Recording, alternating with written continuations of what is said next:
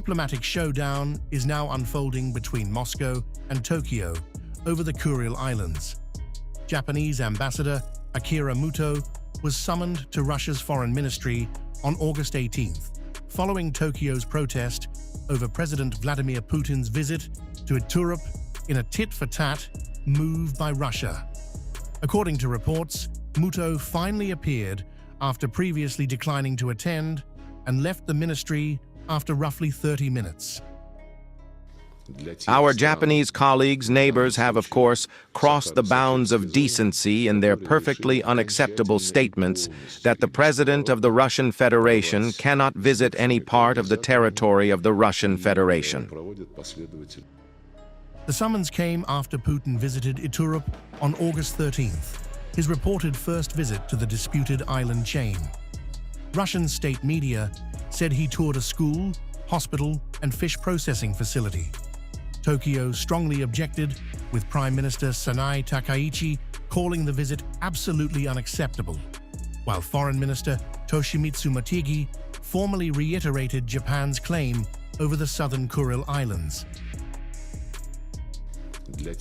If our Japanese colleagues are attempting to reshape international law to suit themselves and the United States, with whom they have a close alliance, if they are attempting to evade historical responsibility for their actions and are now violating their own constitution, at least as has been announced, the 3 non-nuclear principles, and an army that is already attempting to carry out operations abroad, something that has until now been prohibited by the Constitution, this is, of course, a cause for great concern.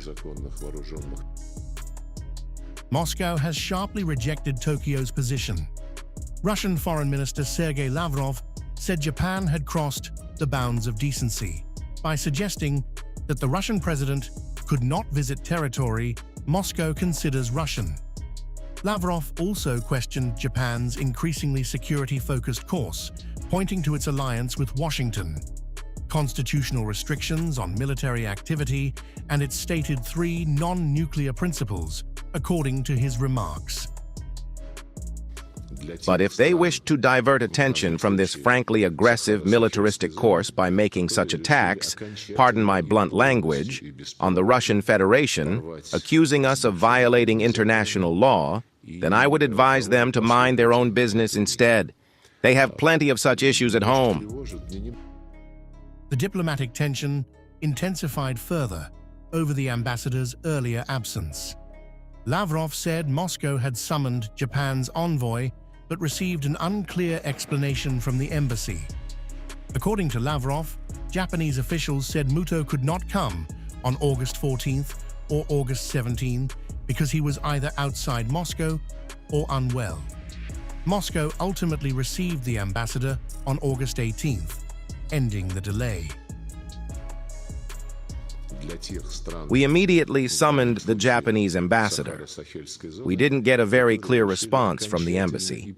They hesitated and then explained that he would be unable to come either on Friday, August 14th, or on Monday, August 17th, that is, today, because he was either not in Moscow or was feeling unwell.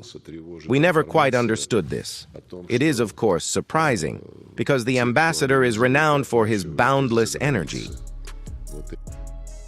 The dispute centers on 4 southern Kuril territories: Iturup, Kunashir, Shikotan, and the Habomai Island Group. Russia administers the islands, while Japan continues to describe them as its inherent territory.